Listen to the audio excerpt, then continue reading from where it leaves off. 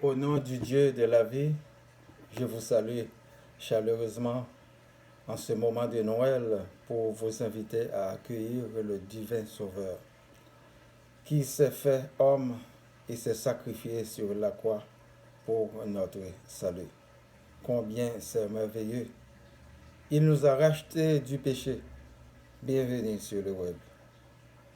Luc chapitre 8, du verset 8,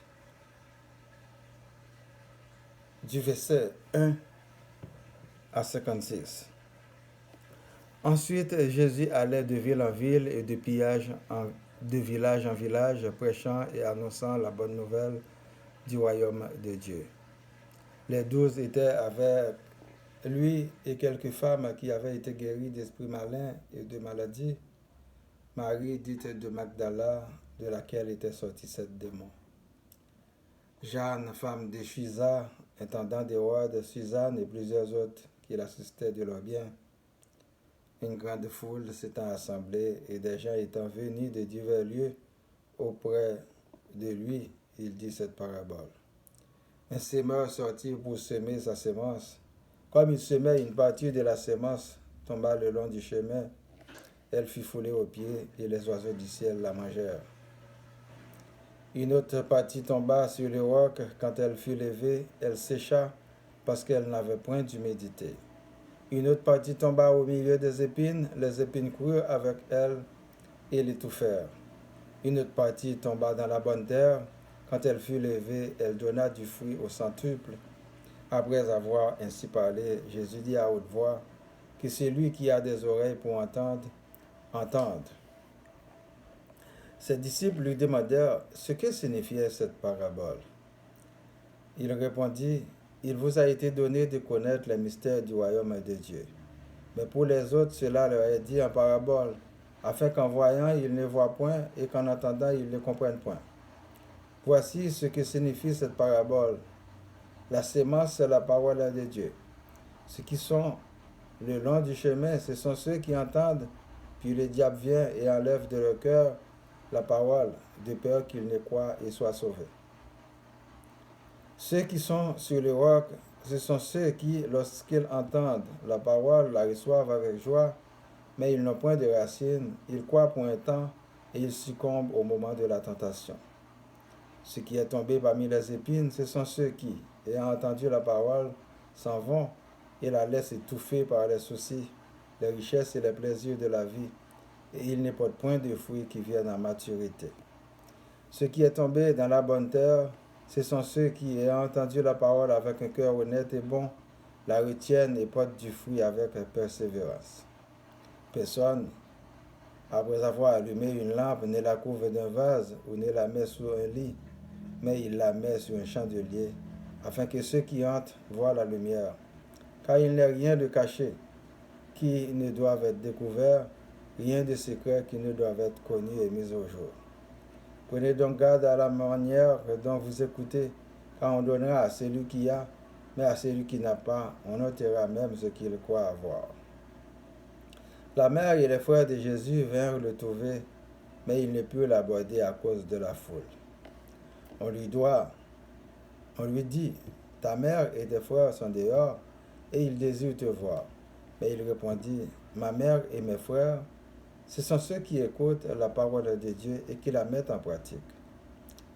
Un jour, Jésus monta dans une barque avec ses disciples. Il leur dit, passons de l'autre côté du lac, et ils partirent. Pendant qu'ils naviguaient, Jésus s'endormit, un tourbillon fondit sur le lac, la barque se remplissait d'eau et il était en péril. Ils s'approchèrent et le réveillèrent en disant, Maître, nous périssons. S'étant réveillé, il menaça le vent et les flots qui s'apaisèrent, et le calme revint. Puis il leur dit, où est votre foi? Saisis de frayeur et d'étonnement, ils se dirent les uns aux autres, quel est donc celui-ci qui commande même au vent et à l'eau et à qui ils obéissent? Ils abordèrent dans le pays des Géraséniens, qui est vis-à-vis de la Galilée. Lorsque Jésus fut descendu à terre, il vint au-devant de lui un homme de la ville qui était possédé de plusieurs démons. Depuis longtemps, il ne portait point de vêtements et avait sa demeure non dans une maison, mais dans les sépultures. Ayant vu Jésus, il poussa un cri, se jeta à ses pieds et dit d'une voix forte, Qu'y a-t-il entre moi et toi, Jésus, fils du Dieu très haut? Je t'en supplie, ne me tourmente pas. Car Jésus commandait à l'esprit impur de sortir de cet homme dont il s'était emparé depuis longtemps. On les gardait liés de chaînes et les fers aux pieds, mais il rompait les liens et il était entraîné par le démon dans les déserts. Jésus lui demanda, Quel est ton nom? Légion, répondit-il, car plusieurs démons étaient entrés en lui. Et il pria instamment Jésus de ne pas leur ordonner d'aller dans l'abîme. Il y avait là, dans la maison, dans la montagne, un grand troupeau de pourceaux qui paissaient, et les démons suppliaient Jésus de leur permettre d'entrer dans ces pourceaux. Il les leur permit. Les démons sortirent de cet homme, entrèrent dans les pourceaux, et le troupeau se précipita des pentes escarpées dans le lac et se noya. Ceux qui les faisaient perdre, voyant ce qui était arrivé, s'enfuirent et répandirent la nouvelle dans la ville et dans les campagnes. Les gens allèrent voir ce qui était arrivé. Ils vinrent auprès de Jésus et ils trouvèrent l'homme de qui étaient sortis les démons, assis à ses pieds, vêtu et dans son bon sens, et ils furent saisis de frayeur. Ceux qui avaient vu ce qui s'était passé leur racontèrent comment les démoniaques avaient été guéris. Tous les habitants du pays des Géraséniens prièrent Jésus de s'éloigner d'eux, car il était saisi d'une grande crainte. Jésus monta dans la barque et s'en retourna. L'homme de qui étaient sortis les démons lui demandait la permission de rester avec lui, mais Jésus le renvoya en disant, « Retourne dans ta maison et raconte tout ce que Dieu t'a fait. » Il s'en alla et publia par toute la ville tout ce que Jésus avait fait pour lui. À son retour, Jésus fut reçu par la foule, car tous l'attendaient. Et voici, il vint un homme nommé Jaïrus, qui était chef de la synagogue, se jeta à ses pieds et le supplia d'entrer dans sa maison. Parce qu'il avait une fille unique d'environ 12 ans qui se mourait pendant que Jésus y allait, il était pressé par la foule. Or, il y avait une femme atteinte d'une bête de sang depuis 12 ans et qui avait dépensé tout son bien pour les médecins sans qu'aucun ait pu la guérir. Elle s'approcha par derrière et toucha les bords du vêtement de Jésus. Au même instant, la bête de sang s'arrêta. Et Jésus dit, « Qui m'a touché ?» Comme tous s'en défendaient, Pierre et ceux qui étaient avec lui dirent, « Maître, la foule t'entoure et te presse et tu dis, « Qui m'a touché ?» Et Jésus répondit, « Quelqu'un m'a touché, car j'ai connu qu'une force était sortie de moi. » La femme, se voyant découverte, mais toute tremblante, se jetait à ses pieds et déclara devant tout le peuple pourquoi elle l'avait touché et comment elle avait été guérie à l'instant. Jésus lui dit, « Ma fille, ta foi t'a sauvée, va en paix. » Comme il parlait encore, survint le chef de la synagogue, quelqu'un disant, « Ta fille est morte. N'importune pas le maître. » N'importune pas le maître. Mais Jésus, ayant entendu cela, dit au chef de la synagogue, « Ne crains pas, crois seulement et elle sera sauvée. » Lorsqu'il fut arrivé à la maison, il ne permit à personne d'entrer avec lui, si ce n'est à Pierre, à Jean et à Jacques, et au père et à la mère de l'enfant. Tous pleuraient et se lamentaient sur elle. Alors Jésus dit, « Ne pleurez pas, elle n'est pas morte, mais elle dort. » Et il se moquait de lui, sachant qu'elle était morte. Mais il la saisit par la main et dit d'une voix forte, « Enfant, lève-toi. » Et son esprit revint en elle, et à l'instant elle se leva, et Jésus ordonna qu'on lui donnât à manger. Les parents de la jeune fille furent dans l'étonnement, et il leur recommanda de ne dire à personne ce qui était arrivé. Notre prédication aujourd'hui. Jésus prenait les 12, il parcourait de ville en ville et de village en village, prêchant et annonçait la bonne nouvelle du royaume de Dieu. Parmi eux, des femmes qui avaient été guéries des démons et de mauvais esprits. Marie dite de Magdala, de laquelle étaient sortis 7 démons. Ses disciples lui demandèrent ce qui signifiait cette parabole. Il répondit, il vous a été donné de connaître les mystères du royaume de Dieu. Mais pour les autres, cela leur est dit en parabole, afin qu'en voyant, ils ne voient pas, et qu'en entendant, ils ne comprennent pas. Voici ce que signifie cette parabole. La sémence, c'est la parole de Dieu. Jésus répondit à ses disciples tout en leur expliquant ce que signifiait la parabole. Mais qu'en est-il des autres qui n'étaient pas proches de lui? Assurément, ils demeuraient dans l'ignorance de la parole. Donc, on peut comprendre les mystères célestes, les mystères du royaume qu'en étudiant la Bible, qu'en suivant Jésus, qu'en priant, qu'en faisant la volonté de Dieu. Il y en a énormément de mystères, énormément de choses cachées dans le monde qu'on ne peut pas voir et qui sont très importantes pour nous montrer le chemin du royaume pendant notre persévérance sur la terre. Mais heureusement, nous avons l'Esprit Saint comme guide par excellence pour nous éclairer dans les ténèbres. Cette parabole est un des mystères de la parole de Dieu. On ne peut pas suivre Dieu s'il ne nous appelle pas, s'il ne place pas en nous l'Esprit Saint, s'il ne nous révèle pas des mystères, des choses inconnues. Jésus que nous sommes en train de célébrer en cette période de fin d'année en fait partie des mystères du royaume de Dieu. Parce qu'il y était, il vivait parmi nous et il est vivant éternellement. C'est pourquoi nous qui le suivons sommes vivants et en faisant sa volonté, nous deviendrons des immortels comme lui. Il y en a pas mal de gens qui écoutent la parole, mais elle ne peut pas porter des fruits escomptés pour des raisons de solidité de la foi, pour des raisons de soucis du siècle, tels que les extravagances, les promotions sociales, les richesses, les plaisirs de toutes sortes, les connaissances, les classes sociales, les postures, pour des raisons de maladie, d'épidémie, de pandémie, de perte d'emploi, de kidnapping, d'insécurité, de visa, de résidence, d'exil, de chômage, de divorce. Il y en a aussi qui écoutent la parole et qui ne comprennent pas. Et d'autres n'ont pas la maturité pour la retenir à cause que leurs racines sont peu profondes. Le diable vient et l'enlève. Ce qui est tombé dans la bonne terre, ce sont ceux qui, ayant entendu la parole avec un cœur honnête et bon, la retiennent et portent du fruit avec persévérance. La lampe allumée doit rester sur la table. Un bon chrétien est une lumière qui doit briller partout où il est.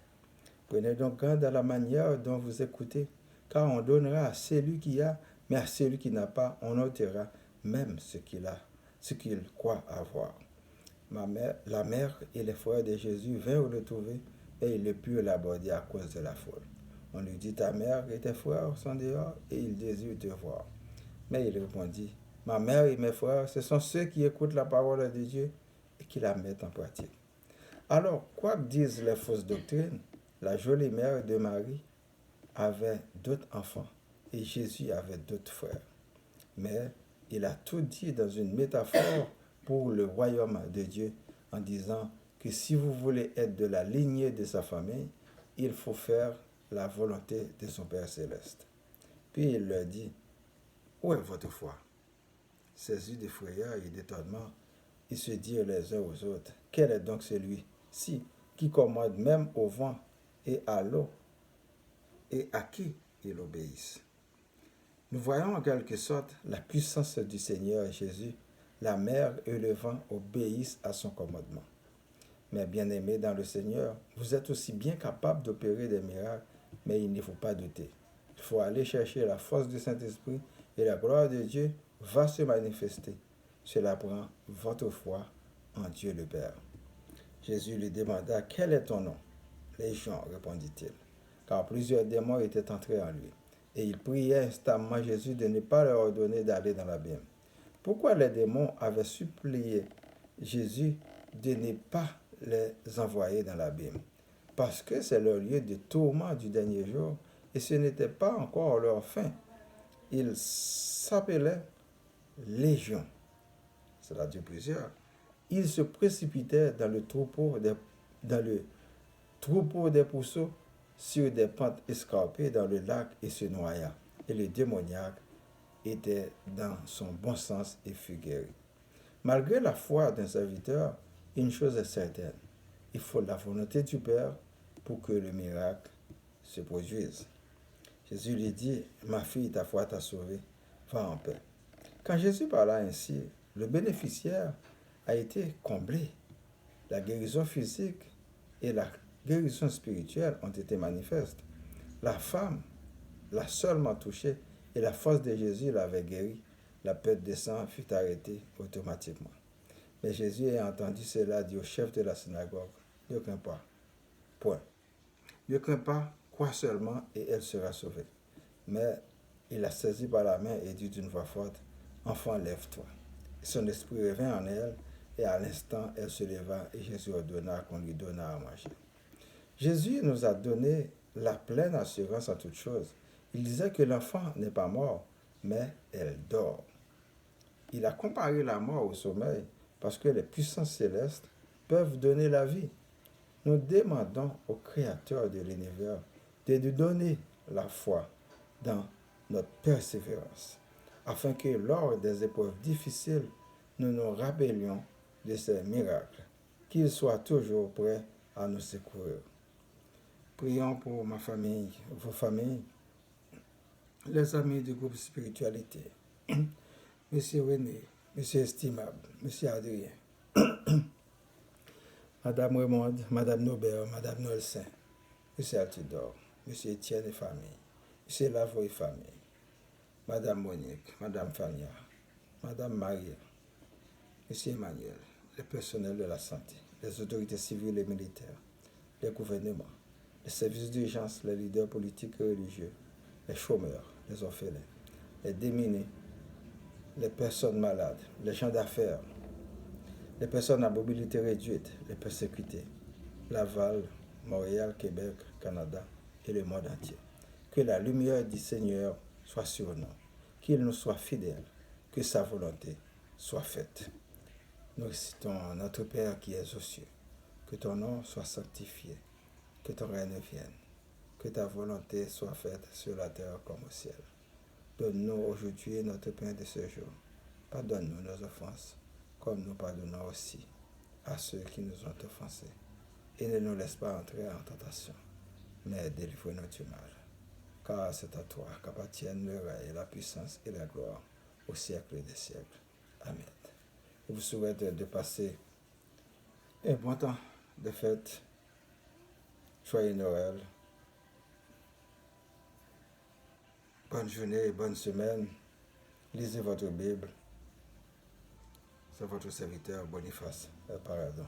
Merci. À la prochaine.